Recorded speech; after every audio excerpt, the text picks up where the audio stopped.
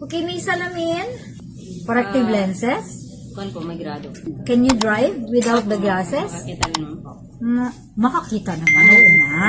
Naka-indicate kasi dito sa medical certificate mo, drive with corrective lenses. Sa lisensya mo mamaya, may indicate doon ang condition 1. Kasi yung mga driver's license holders na nakasalamin, dapat may condition 1.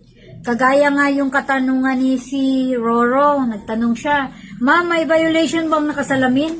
Siguro ang inamin niya, kung nagmamaneho ka ng nakasalamin, meron bang violation sa lisensya? Magkakaroon kung wala kang condition 1. Kanina, during your medical examination, so na-determine nila na talagang you need corrective lenses while driving. So yan yung sinasabi nating condition 1 sa lisensya, maliban pa sa DL code na naka-indicate. Hanggang sa examination natin may lumabas na question. Kailan mo ba daw kailangang isuot ang salamin? Kailangang isuot ang salamin kapag meron kang condition 1 sa iyong lisensya sa lahat ng oras.